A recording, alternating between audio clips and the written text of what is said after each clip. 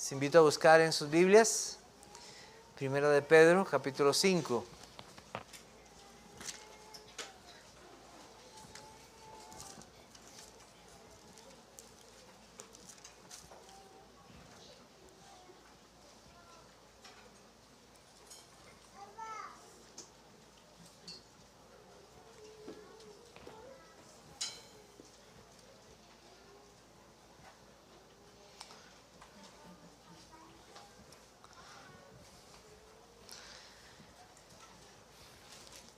Voy a leer los versos del 10 al 14.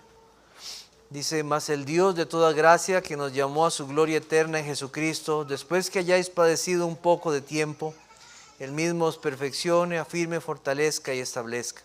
A Él sea la gloria y el imperio por los siglos de los siglos. Amén. Por conducto de Silvano, a quien tengo por hermano fiel, os he escrito brevemente, amonestándoos y testificando que esta es la verdadera gracia de Dios en la cual estáis. La iglesia que está en Babilonia, elegida juntamente con vosotros, y Marcos, mi hijo, os saludan. Saludaos unos a otros con ósculo de amor. Paz sea con todos vosotros los que estáis en Jesucristo. Amén. La gracia del Señor para la iglesia que espera su regreso. Ese fue el título que escogí para esta serie de sermones en esta primera carta del apóstol Pedro. Él ha escrito a todos aquellos creyentes en la dispersión, aquellas ciudades lejanas, aquellos creyentes donde había iglesias locales. Y ahora llegamos al fin de esta carta y vemos en ella un deseo del apóstol Pedro para afirmar lo que hemos aprendido durante todas estas enseñanzas. Dios es un Dios de gracia. Él es un Dios de gracia. Y todo lo que nos ha escrito este apóstol es la verdadera gracia de Dios para los suyos. La vida del creyente es gracia de inicio a fin. Nosotros como creyentes no comenzamos por la gracia y terminamos por las obras. No comenzamos una vida de servicio al Señor en la gracia y al final terminamos diciendo que fue por nuestras fuerzas y nuestra capacidad. Todo en la vida del creyente es por gracia. Cada momento es y será por gracia. Es gracia sobre gracia. Hay una gracia que Dios imparte a todos los seres humanos que se manifiesta en su bondad de proveer cosas para ellos en su creación. Llueve sobre buenos y malos. Dios hace salir su sol sobre buenos y malos. Tenemos aire, que respiramos, oxígeno, por gracia, por la pura gracia de Dios. ¿Cuándo fue la última vez que tuvo que pagar por el recibo de luz solar?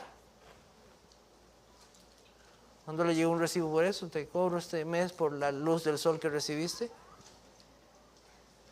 ¿Cuándo te llegó un recibo por dar alimento a los peces en el mar? Este mes te toca tanto porque había que alimentar los peces en el mar y alguien tiene que pagar por eso. No. Gracias. De muchas maneras, que ni a veces pensamos en ella de muchas maneras. Muchas cosas. Pero la gracia de la cual Pedro está hablando es la gracia que Él da para salvación. De esa gracia, la cual fue manifestada en la persona de Cristo. Pero nos llevó a muchos pasajes en el Antiguo Testamento para mostrarnos la unidad de las escrituras y cómo el mismo Espíritu de Cristo anunció sus sufrimientos y sus glorias. Las glorias del Cordero que había sido destinado desde antes de la fundación del mundo para la salvación de los suyos. Los profetas lo anunciaron y nos llevó a pasajes como Isaías 53. ¿Recuerdan eso? El apóstol nos enseñó que siempre ha sido el propósito de Dios también un pueblo santo. Y un versículo muy recordado en 1 Pedro: sed santos porque yo soy santo. También aquella frase, ¿verdad?, que él usó de tanta fuerza: baste ya el tiempo pasado en cómo ustedes han vivido. Palabras fuertes, frases fuertes. a no vivir conforme a la carne, sino conforme a la voluntad de Dios. Se necesita gracia para vivir en su temor. Y mientras estemos en este mundo en el cual su pueblo es como un extranjero y un peregrino. En este mundo los creyentes deben entonces anunciar las virtudes de aquel que los llamó de las tinieblas a su luz admirable. Anunciar su evangelio, aprender a vivir también en sujeción a las autoridades. También el apóstol nos llevó a ver algunos versos, cómo necesitan los matrimonios la gracia de Dios, cómo debe vivir un esposo, cómo debe ser una esposa. Recuerdan que estuvimos hablando de eso, gracia del Señor. También en muchas ocasiones fuimos consolados y exhortados a recordar que Cristo va a volver. Él va a volver. Y eso fue algo predominante en esta carta y lo será también en su segunda carta. Toda la iglesia, mientras espera su venida, también va a padecer persecución, va a sufrir por causa de su nombre. Y teníamos algunas frases importantes. No os sorprendáis del fuego de prueba que os ha sobrevenido, como si alguna cosa extraña os aconteciese, decía el apóstol Pedro. Consuela los corazones recordándoles que Dios entonces está forjando en ellos una fe que sea como purificada cuando el oro se pone al fuego, para que aquella toda escoria sea quitada. Y nos daba ejemplos de eso. Es como si esa fe fuese necesitada llevar al yunque o al horno de la prueba para la gloria de Dios. Llegando al final nos mostró la gracia del Señor al dar pastores para su iglesia, que ellos alimentan y cuidan el rebaño hasta el final de los tiempos, y entonces a ser humildes y confiar en Dios. También, casi ya en la parte final, nos advirtió del enemigo que es el diablo, ese león rugiente que busca dañar a los creyentes. Entonces Pedro nos llamó a una vida sobria, a velar y a estar firmes en la fe. Todos los creyentes a través de todos los tiempos afrontarán luchas, y solamente la gracia de Dios los puede sostener. Solamente. Y ahora parece que esto es parte de lo que viene ahora al final. Entonces, en esta mañana, el título del sermón, particular, cual finalizamos: exaltemos al Dios de toda gracia. Vamos a ver tres cosas. Alabemos al Dios de gracia y su verdad, la gracia necesaria para este corto tiempo, y despedida para los receptores de su gracia. Vamos a ver tres cosas entonces en esta mañana. Pedro, al terminar esta carta, lo hace con una doxología: alabar al Dios de toda gracia, y nos recuerda esta gracia para salvación. Dice: a Él sea, dice el versículo 11, a Él sea la gloria y el imperio por los siglos de los siglos. Amén. Y esto lo hace al considerar esa gracia de Dios. Y lo hace en algo. En el versículo 10 dice: mas el Dios de toda gracia, que nos llamó a su gloria eterna en Jesucristo. Mire, ser llamado por Dios a salvación es gracia. Es gracia. ¿Por qué? Porque lo que se merece el ser humano por su condición como pecador es el infierno. Es la ira de Dios. No hay otra cosa que justamente merezca el ser humano. Pero este Dios, en su misericordia, llama a pecadores a salvación. Su llamado es irrevocable, ya que es la obra del mismo Espíritu de Dios al actuar soberanamente en una persona para que vaya a Cristo. El llamado eficaz, llamado por muchos, o irresistible también, como por muchos teólogos es llamado. Es algo en lo cual nosotros debemos alabar a Dios. ¿Por qué? Porque si fuera por nosotros, nosotros no vamos a Dios. No hay justo ni a uno. No hay quien busque a Dios. Todos se desviaron a una, todos se hicieron inútiles. Si no fuera por su gracia, no estaría aquí. Es Dios de gracia, llamando pecadores. El hombre está muerto en delitos y pecados y no puede ir a Dios. Y como nosotros recordamos en el propio inicio de la palabra de Dios en Génesis, en el momento en que Adán y Eva pecaron, ¿qué hicieron? Buscaron a Dios. Se escondieron. ¿Quién fue el que los fue a buscar? Dios fue el que los fue a buscar. Y eso sigue dándose hoy día. Es Dios quien busca. Es Dios quien sale al encuentro del pecador. El llamado eficaz. Y también lo que conocemos como la regeneración ocurren entonces por su Espíritu, por medio de su palabra. El mismo apóstol Pedro decía lo siguiente en 1 Pedro 1:23, siendo renacido no de simiente corruptible, sino de incorruptible por la palabra de Dios que vive y permanece para siempre. Así nos dice la palabra de Dios, es por la palabra de Dios que actúa y nos llama, y nos regenera, nos cambia. Es Dios actuando en nuestros corazones, en nuestras vidas, en nuestras mentes, convenciéndonos de esta necesidad de Dios. Y esto es la obra del Espíritu Santo.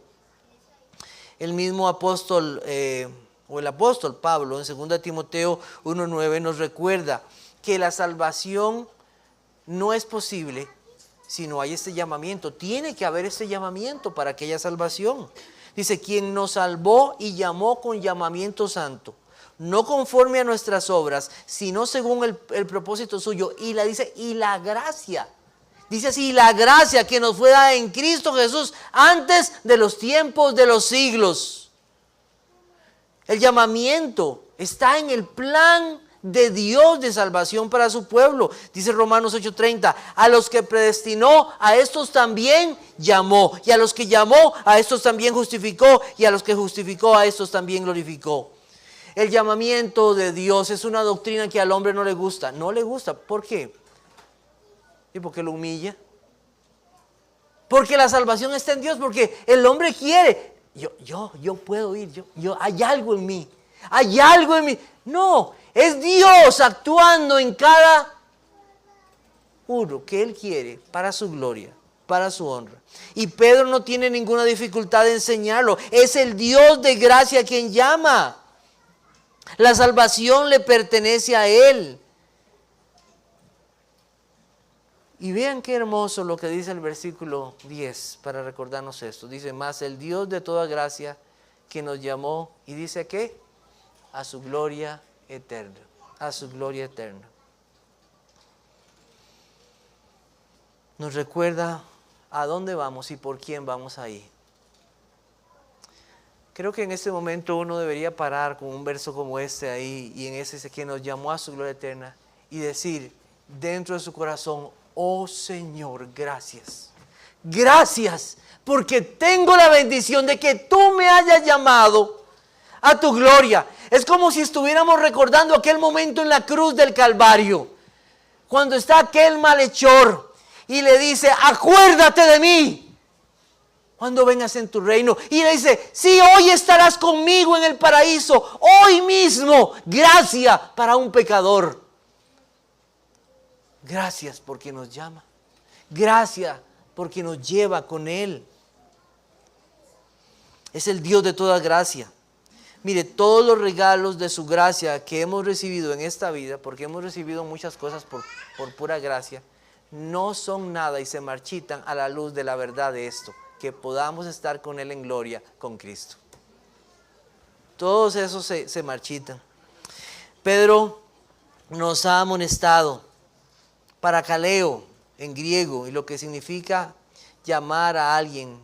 Mas el Dios de toda gracia que nos llamó a su gloria eterna en Jesucristo, después que habéis padecido un poco de tiempo, Él mismo os fortalezca, afirme, fortalezca y establezca. Esa gracia de Dios. Y más adelante, en el versículo 12 dice, por conducto de Silvano, a quien tengo por hermano fiel, os he escrito brevemente, amonestándoos y testificando que esta es la verdadera gracia. Entonces él sigue hablando de la gracia de Dios y ahora entonces nos amonesta, nos habla, nos dice, mire, no solamente es el Dios de toda gracia, sino que este Dios de toda gracia nos enseña la verdadera gracia. Y aquí yo se las estoy dando. Esta es la verdadera gracia de Dios en la cual estáis. Pedro no dice una gracia. Él dice, esta es la gracia. No hay otra. Esta es la verdad. No hay otra. No hay otra verdad en cuanto a la salvación, sino solo por Cristo. En cuanto a padecer por Cristo y su regreso, hay una verdad que les he enseñado, que debemos esperarlo. Gracia que ustedes han aprendido y que aquí les he enseñado. No solo una gracia que los salva, sino una gracia que les enseña a vivir para Dios. Sed santos porque yo soy santo, decía el apóstol Pedro. Él también afirma algo al final y les dice, en la cual estáis. Otras versiones de la Biblia dicen que estemos firmes en ella. Ahí al final dice, estemos firmes en esa verdad. Dice, en la cual estáis, al final del versículo 12. El apóstol Pablo decía a la iglesia en Colosas capítulo 1, versículo 23, decía Pablo lo siguiente, dice, si en verdad permanecéis fundados y firmes en la fe y sin moveros de la esperanza del evangelio que habéis oído, el cual se predica en toda la creación que está debajo del cielo, del cual yo, Pablo, fui hecho ministro. Esta firmeza en la cual debemos estar es la que se nos ha enseñado por aquellos que fueron los testigos de Cristo. La iglesia debe tener una firmeza, debe tener un fundamento. ¿Cuál es ese fundamento que Dios ha puesto? Los profetas y los apóstoles. ¿Y quién es la principal cabeza del ángulo? Jesucristo mismo. En la cual estáis, en la cual estáis. El Señor dispuso que tengamos un cimiento sólido y firme. Esta firmeza no vino de alguna iluminación individual, como muchos afirman. Es que el Señor me reveló a mí. Eso es orgullo. Eso es orgullo. Hay otros que llegan a decir, es que a mí así siempre me lo enseñaron. Y aquello se convirtió en una tradición en sus vidas sin ningún sustento bíblico. ¿Y por qué lo hace? ¿Y por qué lo cree? No sé, así siempre lo hemos hecho. Así me lo enseñaron mis papás. Pero ¿hay sustento bíblico en eso? ¿Lo dice la palabra de Dios?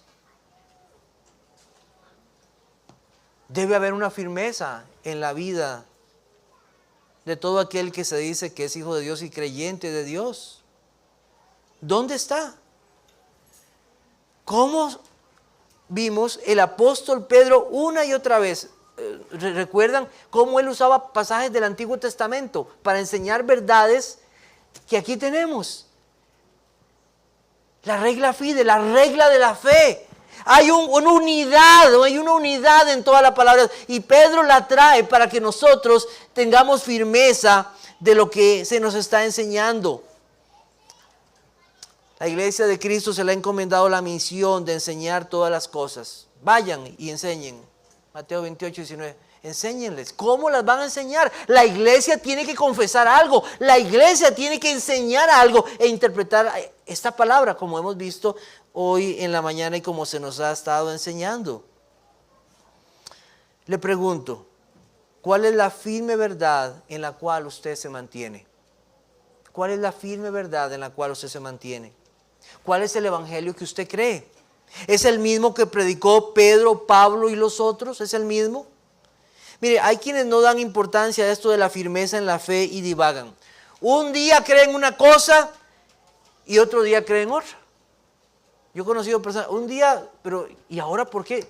Y no, es que, pero ¿qué es esto? ¿Por qué no hay firmeza? El verso 9 nos dice que esa firmeza es en la fe, es en la fe. Y es necesaria para resistir al enemigo. Nosotros habíamos visto eso. Dice, al cual resistid firmes en la fe. Se necesita esa firmeza en la fe. Es necesaria para combatir a ese enemigo. Ese enemigo no desea que se conozca acerca de la gracia ni la verdad de esa gracia que hay en Cristo. Dice, y aquel verbo fue hecho carne y habitó entre nosotros y vimos su gloria, gloria como del unigénito del Padre, lleno de ¿qué? De gracia y de verdad. Satanás no quiere que la gente conozca de Cristo, porque Cristo es gracia y es verdad. Tenemos que tener firmeza en lo que creemos. Amigo, asegúrese de que está en Cristo. Asegúrese de la verdad de su persona y de su obra. Una de las doctrinas que más años tardó en poder explicarse y redactarse fue la doctrina de la persona de Cristo, ¿sabía? Y no es porque no estuviera claro en la palabra de Dios, fue por causa de tantos enemigos que quisieron corromper esa verdad. Y entonces fue necesario para la iglesia tomar tiempo y años para poder tener una redacción correcta de lo que se cree acerca de la persona de Cristo. Por eso no es en vano. Cuídate de ti mismo y de la doctrina, decía el apóstol Pablo a Timoteo. Pues haciendo esto te salvarás a ti y a los que te oyeren. Debe haber firmeza. Gracias a Dios por esas confesiones fieles que nos ayudan a mantenernos firmes en la verdad. La iglesia de Cristo debe tener, gracias a Dios por esos hombres piadosos que han enseñado bíblicamente.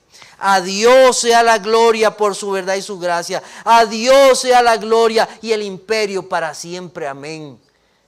Y mantener firmes en esa gracia y esa verdad. Amigo y hermano, la historia de la humanidad no está en las manos de ningún hombre. Al final dice, a Él sea la gloria y el imperio por los siglos de los siglos. La historia de la humanidad no está pendiente de algún cataclismo mundial. La historia del mundo no está en las manos de un hombre que apriete un botón. La historia de la humanidad está en Dios. Dios, Él es el dueño, Él es el que tiene el poder, no los hombres. Él es el Rey soberano, es nuestro Rey y Dios. Cantemos de su gracia que nos alcanzó. Cantemos de aquel que nos llevará a su gloria. Cantemos del Señor y hablemos a otros de esa gracia que está en Cristo para pecadores. Vamos a buscar 1 Timoteo 1, 14 al 17. 1 Timoteo 1, 14 al 17. Dice el mismo testimonio del apóstol Pablo. Pero la gracia, 1 Timoteo 1, 14. Pero la gracia de nuestro Señor fue más abundante con la fe y el amor que es en Cristo Jesús. Palabra fiel y digna de ser recibida por todos. Que Cristo Jesús vino al mundo para salvar a los pecadores, de los cuales yo soy el primero. Pero por esto fui recibido a misericordia, para que Jesucristo mostrase en mí el primero toda su clemencia, para ejemplo de los que habían de creer en Él para vida eterna. ¿Y cómo termina entonces? ¿Qué dice el apóstol Pablo? Por tanto, al Rey de los siglos, inmortal, invisible, al único y sabio Dios, sea honor y gloria por los siglos de los siglos. Amén. Así como termina Pedro esta carta, así nos recuerda Pablo. Gracias a este Dios de gracia que llama, salva a pecadores. En segundo lugar, la gracia necesaria para este corto tiempo. La gracia necesaria para este corto tiempo. Pedro una y otra vez nos recordó lo que podríamos llamar la bienaventuranza de padecer por Cristo. Óigalo así, la bienaventuranza de padecer por Cristo. Y varios pasajes en 1 de Pedro nos recordaron esto. Capítulo 1, verso 6 dice, en el cual vosotros os alegráis, aunque ahora por un poco de tiempo, si es necesario que tengáis que ser afligidos en diversas pruebas. 3:17, porque es mejor que padezcáis haciendo el bien, si la voluntad de Dios así lo quiere, que haciendo el mal. Capítulo 4, versículos 12 y 13. Amados, no os sorprendáis del fuego de prueba que os ha sobrevenido como si alguna cosa extraña os aconteciese, sino gozaos por cuanto sois participantes de los padecimientos de Cristo, para que también en la revelación de su gloria os gocéis con gran alegría. Esta es enseñanza de toda la palabra de Dios, y Pedro aquí la reafirma: la bienaventuranza de padecer por Cristo. Esta prueba, este padecer, dice el apóstol Pedro, es por corto tiempo. Es una prueba que Dios determinó para los suyos, tanto en naturaleza como en extensión. Estas pruebas son necesarias para que la fe crezca y se cumplirán en todos los creyentes, no necesariamente de la misma manera, pero son una realidad para todos los que van al hogar celestial. Es necesario que a través de muchas tribulaciones entremos en el reino de los cielos. Es necesario. De hecho, es imposible que no vengan pruebas, porque Cristo así lo enseñó. Todo aquel que quiera vivir piadosamente, ¿qué va a pasar? Va a tener dificultades. Todo aquel que hable de Cristo, van a hablar de Él. Todo aquel que viva para la justicia, comience a vivir para la justicia, como corresponde a todo creyente. ¿Y qué va a pasar? Pronto lo van a señalar. Ay, no, pero eso, ¿por qué? ¿Por qué pedir factura? Mejor hagámoslo así, por debajito. Ay, no, vendamos eso así, que nadie se dé cuenta que está malo, vendámoslo así. Pero ¿por qué usted trabaja así en el trabajo? Es que hay que ser honrado. No, usted es tonto. Comienza a vivir de una forma diferente. ¿Por qué vive usted en su matrimonio así? ¿Por qué ama a su esposa de esa manera y se sacrifica por ella? ¿Por qué esa mujer respeta a su... Comienza a vivir así y va a comenzar a haber rechazo. En el verso 10 se nos presenta un consuelo. Entonces el apóstol Pedro, en medio de esto, nos presenta ese consuelo. Dice entonces, ¿qué? Dice que es por corto tiempo, así dice, por corto tiempo. Después que hayáis padecido un poco de tiempo. El domingo pasado con el pastor Ronnie escuchamos esa misma enseñanza en Romanos 8:18. Pues tengo por cierto que las aflicciones del tiempo presente no son comparables con la gloria venidera que nosotros ha de manifestarse.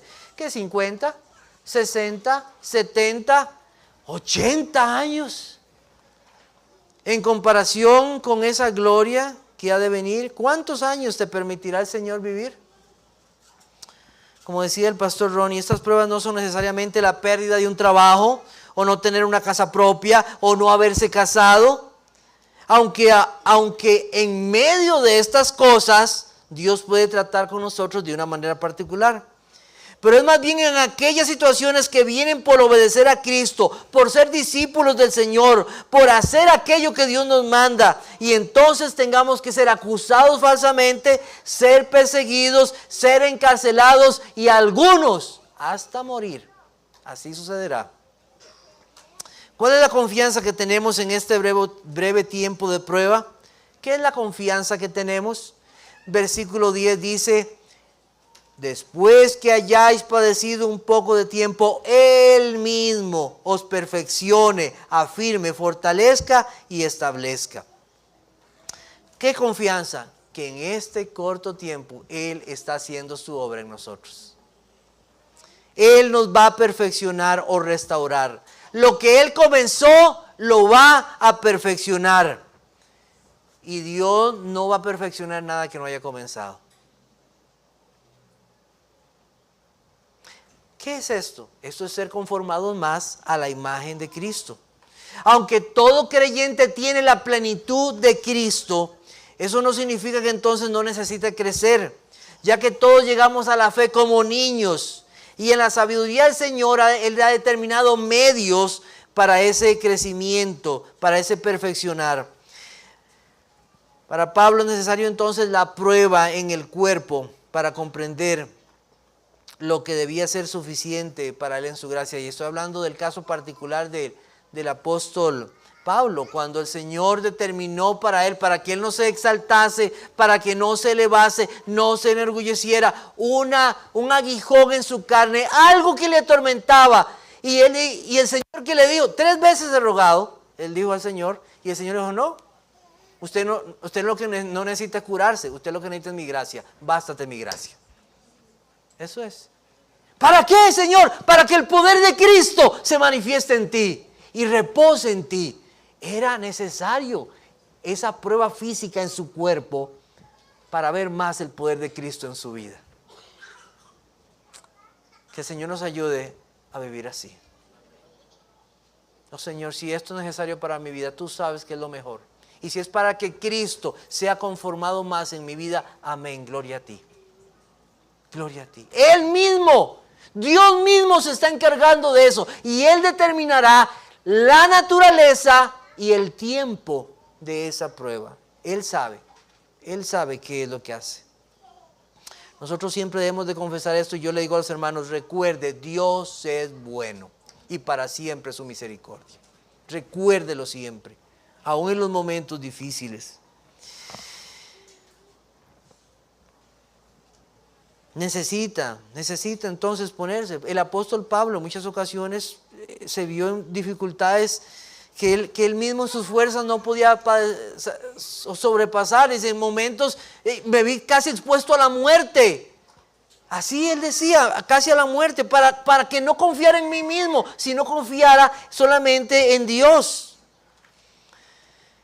Mire, personalmente puedo decir que en los momentos en que el Señor me ha pasado, momentos así de mucha prueba, puedo volver mis ojos atrás y decir, Señor, gracias a Dios por esa prueba. Gracias a Dios por haberme pasado por esa prueba, porque fue cuando más oré, fue cuando más le busqué.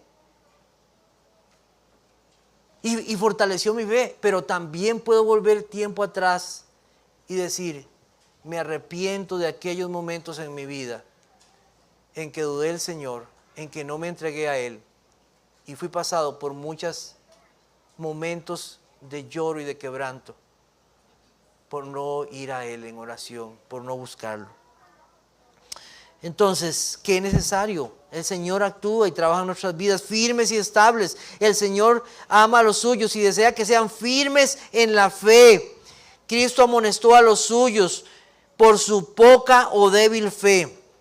Una barca en medio de la tempestad con los discípulos fue necesario. El Señor la determinó para que ellos vieran que ellos debían crecer en conocer al Señor. ¿Quién es este que controla el mar y el viento y todas las cosas? Y la Biblia dice que ellos temieron más a Dios que a las olas y el viento. Fue necesario. Fue en ese escenario, esa tempestad en su vida.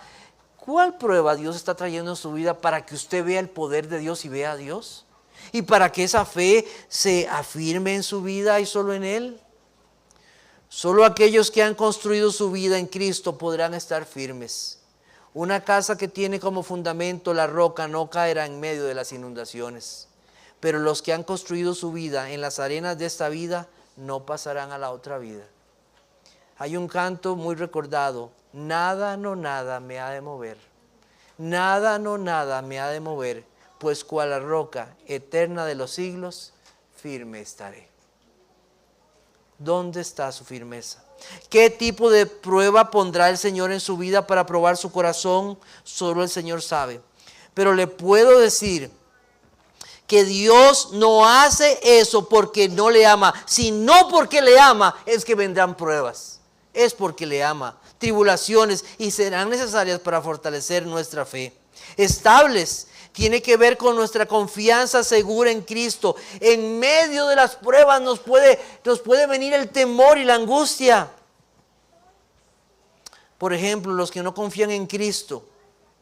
Los que no confían en Cristo, en su mayoría, temen a la muerte. Esto. Dicen que no temen a la muerte, pero cuando llega ese momento, le tiemblan las rodillas. No saben, les entra esa profunda duda en su corazón. Pero el cristiano no tiene temor a la muerte porque Cristo lo venció. Cristo venció la muerte y Él quitó el temor a la muerte. Estaremos con Él, los suyos, y Él lo ha prometido y Él da seguridad. Hay firmeza en eso. Estaremos en ese hogar celestial, mas el Dios de toda gracia que nos llamó a su gloria eterna. Él no dice tal vez, los llamó a su gloria eterna. También tiene que ver esa firmeza y esa estabilidad con lo que nosotros creemos en nuestras vidas. Y que es necesario entonces es alimentar esa fe y saber qué es lo que creemos en nuestra vida. Porque vendrán hombres y personas para que dudemos de la fe. Falsas doctrinas para que nos lleven como un barco de aquí para allá. ¿Cuál es la confianza de su vida? En una ocasión el apóstol Pablo tuvo que tratar con este Pedro. Ahí en Gálatas se nos cuenta, en Gálatas capítulo 2. Pedro llegaban los hermanos creyentes, estaba con ellos muy bien. Pero cuando llegaban los de la circuncisión, o sea, los judaizantes, se apartaba de aquellos y se volvía, y andaba en una hipocresía. Y lo tuvo que amonestar el apóstol Pablo a Pedro. Pedro, ¿qué es esto que estás haciendo? ¿Qué es esto? O sea, ¿dónde está tu confianza? ¿Está en Cristo? ¿Estás haciéndole caso a estos judaizantes que su confianza está en la circuncisión? ¿No es en Cristo? Y entonces leemos en Gálatas 2:16, sabiendo que el hombre no es justificado por las obras de la ley, sino por la fe de Jesucristo, nosotros también hemos creído en Jesucristo para ser justificados por la fe de Cristo y no por las obras de la ley, por cuanto por las obras de la ley nadie será justificado. Creemos, esto declaramos. Y Pedro tuvo que ser amonestado. ¿Qué es lo que tú crees, Pedro? ¿Dónde está tu firmeza? Una iglesia se cae o se mantiene por esta doctrina de la justificación. Se cae o se mantiene. Hay quienes han llegado a confiar en las obras para salvación. Y eso no es salvación, eso es mentira, es engaño. Solo por la fe en Jesucristo es que el hombre puede ser declarado justo ante Dios. Esta fue una prueba para el apóstol Pedro, pero también lo puede ser para usted cuando tenga que defender la fe que cree. De muchas maneras. Los cristianos tenemos que tener una cosmovisión bíblica de las cosas. ¿Cómo es su fe? ¿Cómo usted tiene una cosmovisión bíblica cuando tiene que mantenerse en cuanto al matrimonio entre un hombre y una mujer? O cuando joven te digan en el colegio, mira, es que Dios usa también la evolución. Y no, eso de los 6 días, no, es una mentira, es un cuento, 6,000 años, es lo que tiene más. Y bueno, al final nunca saben cuánto es, ¿verdad? Siempre le meten más años. ¿Cómo defiendes la verdad de un Dios creador y que somos sus criaturas? ¿Cómo defiende la verdad de la Biblia? Tiene que haber firmeza. ¿Dónde está tu fundamento?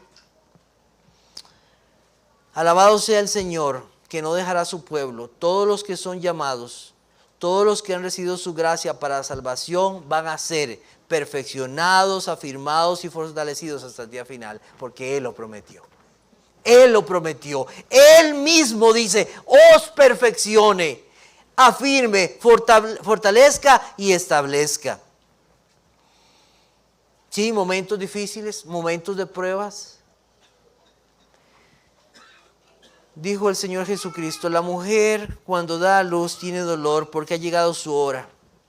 Pero cuando ha dado a luz un niño, ya no se acuerda de la angustia por el gozo de que haya nacido un hombre en el mundo. También vosotros ahora tenéis tristeza, pero os volveré a ver y se gozará vuestro corazón y nadie os quitará vuestro gozo. ¿Sabe? Padecemos pruebas, pero esto es un corto tiempo. Pero pronto viene el gozo de estar con Cristo para siempre. Ya sea que seamos llevados por Él, porque ha terminado nuestro tiempo aquí, o porque Él viene. Cualquiera de las dos, gozo para siempre. finalmente, despedida para los receptores de su gracia. Despedida para los receptores de su gracia. Pedro se despide de los hermanos. Se despide de ellos ahí al final. Dice, por conducto de Silvano. Ese Silvano, posiblemente Silas. Era común para muchos tener un escribano, alguien que escribía. Y lo que parece aquí al final, o lo que hacían muchos, es que al final de la carta, después de haber redactado, el mismo que dictaba, digamos, decirlo de esa forma, ¿verdad? Tomaba y él mismo ponía su firma o las palabras finales, escribía las palabras y la salutación final. Era algo que muchas veces pasaba con su puño y letra. También tenemos a Marcos mencionado ahí, es posiblemente Juan Marcos, que también en algún momento había acompañado a Pablo. Juan Marcos era un amado hermano que había llegado a la fe y muy posiblemente por el mensaje predicado por el apóstol Pedro. Bueno, dos hermanos, tener a estos dos hermanos es gracia, ¿sabe? Para Pedro. Tener a esos dos hermanos ahí, que Dios los fue gracia para Pedro. También menciona la iglesia de Babilonia, la iglesia que está en Babilonia, elegida juntamente con vosotros.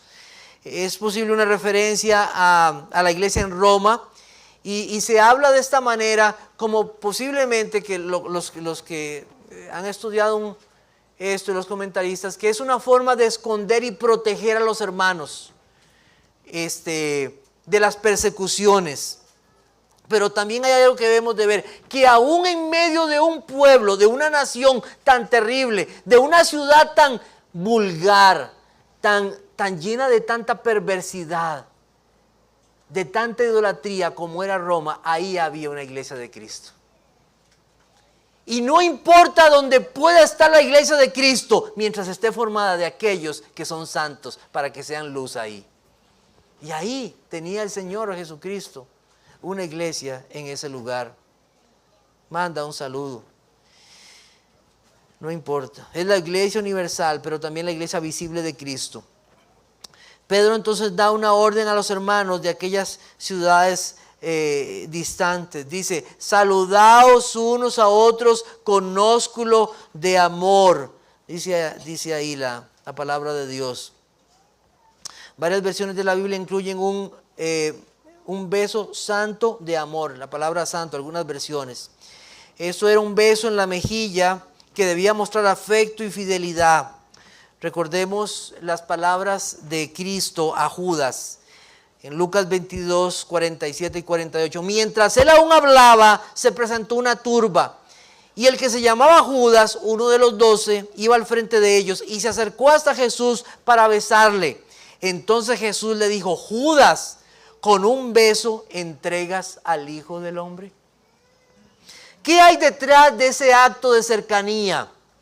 ¿Hay un simple acto formal de bienvenida o de despedida? ¿O podrá ser más bien la sinceridad del corazón en una unidad que se expresa en afecto y aprecio por mis hermanos en Cristo?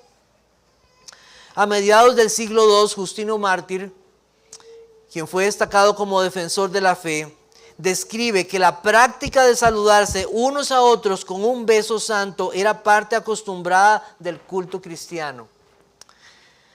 Como es claro en nuestro contexto, los hombres no nos saludamos de esta forma. Mira, saludar a todos los hombres con un beso, ¿verdad? No se ve bien en nuestro contexto, pero hay lugares en países donde eso es totalmente normal, ¿verdad? En contextos familiares, de familias de nosotros, entre padres e hijos, hay un saludo muchas veces así afectuoso y cariñoso de esa manera. La Biblia cuenta en Hechos 20 que cuando Pablo se estaba despidiendo de los hermanos en Mileto, dice el versículo 37 que hubo gran llanto y echándose sobre el cuello de Pablo le besaban porque no verían más su rostro. O sea, un momento, podemos casi imaginarnos ese momento de tristeza, pero también de gozo. Pedro enseña que el saludo es importante. La Biblia no dice que vamos a pecar si no nos saludamos expresamente de beso. Pero sí pecamos y estamos muertos cuando no expresamos el amor unos por otros. Ayer escuchamos acerca del amor. El pastor Ronnie nos hablaba ayer en la actividad que tuvimos. En 1 Juan 3:14 dice: nosotros sabemos que hemos pasado de muerte a vida en que amamos a los hermanos. El que no ama a su hermano permanece en muerte. Podemos dar un beso. Vamos a comenzar a todos, a los hombres, a saludarnos ahí afectuosamente. Podemos dar un abrazo. Podamos darnos un buen apretón de manos. Pero si el corazón está lleno de resentimiento y de falta de perdón, ¿de qué sirve ese beso, ese abrazo o ese apretón de manos? ¿De qué sirve? Aseguremos entonces primeramente el corazón. Es lo que Dios quiere. Procuremos saludar recordando que nos une un mismo amor. El amor del Padre que envió a su Hijo. Un amor que busca el bien del otro y procura una verdadera comunión. ¿Ha procurado saludar a todos los que pueden el culto? ¿Es usted uno de esos que espera que lo saluden? ¿O más bien usted intencionalmente busca saludar a otros? Los pastores nos preguntamos, ¿por qué hay miembros de esta iglesia que terminado el culto casi siempre salen sin buscar saludar a otros? ¿Será que no desean saludar o ser saludados? ¿Será que hay alguno que cree que Dios le concedió una gracia diferente a la de los otros en la salvación, que no necesita saludar a otros porque su gracia fue diferente? ¿Será que la ausencia del saludo refleja algo de su aprecio por la iglesia? Por eso es como pastores hemos pedido a los diáconos dar un tiempo necesario y prudente para mantener el edificio abierto y no sea una excusa para salir. Tengo una pregunta más. ¿Puede ser la falta de ese saludo amoroso algo por lo cual habrá que pedir perdón al Señor? Especialmente en el contexto de la cena del Señor. En Lucas 22:15, y les dijo: cuánto he deseado comer con vosotros esta Pascua antes que padezca. Cuánto. O sea, vemos el corazón de Cristo ahí. El corazón de, yo quiero estar ahí. Yo quiero estar con ustedes.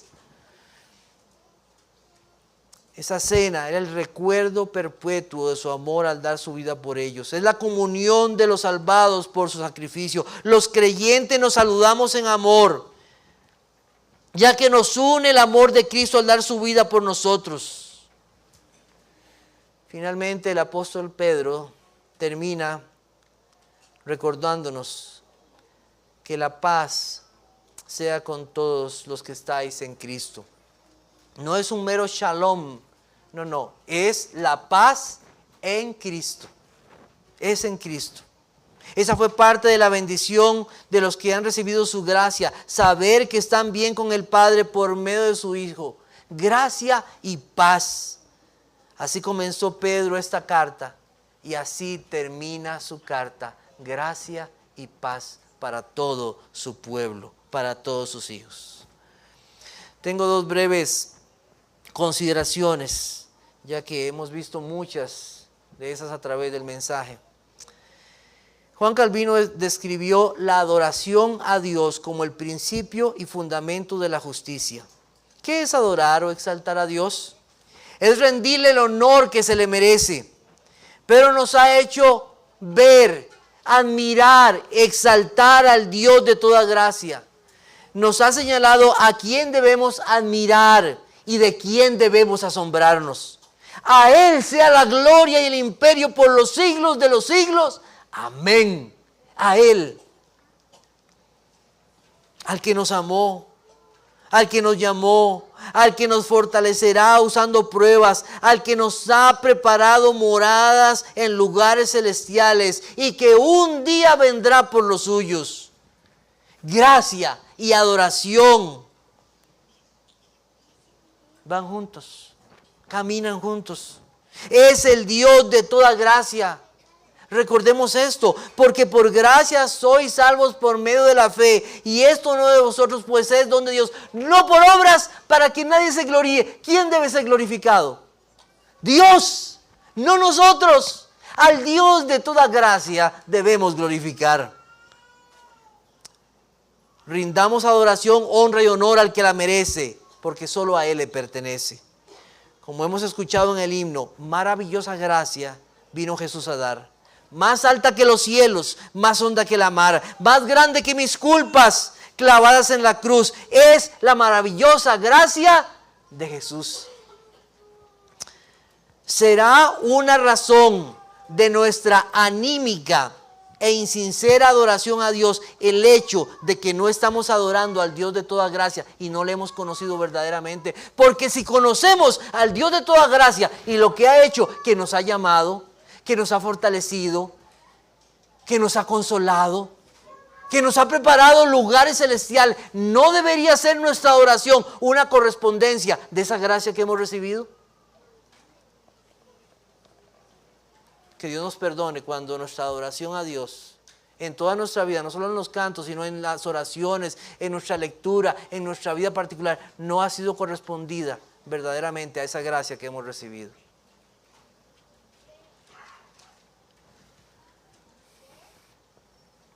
Hemos sido salvados para Él. El Señor Jesucristo nos redimió con su sangre. Cristo, ese Cristo que murió, ese Cristo que está en los cielos, Él volverá por los suyos. Esa gracia también nos acompañará y pidamos esa gracia para vivir y ser vencedores. El poder de Cristo fortaleciéndonos por su palabra y su espíritu. Él se ha comprometido con esto y Él lo hará. Alabado sea Dios. El tiempo es corto y su gracia es abundante. Que cada saludo, hermanos, entre nosotros nos recuerde tanta gracia que hemos recibido. Que su gracia nos ha unido a su pueblo. Su iglesia siempre será un recordatorio de su gracia hasta el final de los tiempos. A ti que nos visitas en esta mañana y dices, ¿qué es esto de la gracia de Dios? Yo todavía no entiendo esto de la gracia de Dios. Bueno, quiero decirte algo. Compréndelo así. Nadie llegará ante Dios sin gracia. Así, nadie. Nadie. No llegarás a Dios sin gracia. Por gracia somos salvos. Por gracia. No hay nada que te pueda sostener el día en que estés delante de la presencia de Dios. No hay nada que pueda darte paz ese día que estés delante de Dios. Solo estar en Cristo. Gracia y verdad. Gracia y paz. Solamente en Él. ¿Cómo verás esa gracia en tu vida? Si hoy te ves pecador. Si hoy llegas al Señor arrepentido. Si hoy miras con fe a ese Jesucristo que murió en la cruz del Calvario para salvar pecadores. Si hoy entiendes que necesitas esa gracia para tu vida. Y solo confiarte en lo que Cristo hizo. Su vida y su obra. Eso es gracia para ti. ¿Quiere el Señor darte esa gracia en este día? ¿Quiere el Señor que puedas llegar a Él? Ser limpio de tus pecados y convencido de tu maldad, pero que también la justicia y la paz solo se hallan en Jesucristo. Oremos.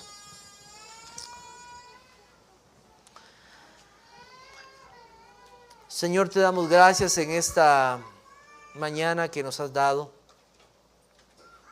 para alabanza de tu nombre, para gloria tuya. Te pedimos perdón, Señor, por cuántas veces nuestra adoración a ti ha sido tan débil. Hemos estado pensando en nuestros problemas. Hemos estado agobiados por diferentes cosas. A veces, Señor, cantamos con tanto desgano. Oramos, Señor, como si habláramos con cualquier persona. Perdónanos, Señor, porque todo lo que tenemos es por tu gracia. Tú eres un Dios de gracia. Nos diste salvación en tu Hijo y nos llevarás contigo por medio de aquel que nos diste, tu propio Hijo. Señor, sigue fortaleciendo a tu iglesia. Nos has enseñado que las pruebas son necesarias. Si así son, Señor, tanto en cómo serán o el tiempo, tú sabes cómo lo harás para nosotros. Gracias, Señor, por tu amor. Que nuestra fe sea fortalecida como iglesia. Que podamos estar firmes en la fe que se nos ha dado. Que alabemos tu nombre y te exaltemos. Pido, Señor, por aquellos que no te conocen, concédeles tu gracia. Llámalos, Señor, porque solamente tú puedes llamar pecadores. Que puedan mirarte a ti, Señor, considerar sus vidas, arrepentirse y confiar solamente en la gracia que nos has dado en tu Hijo. Te alabamos, Padre, y damos gracias, y esto lo pedimos. Y te adoramos en Jesús tu Hijo. Amén.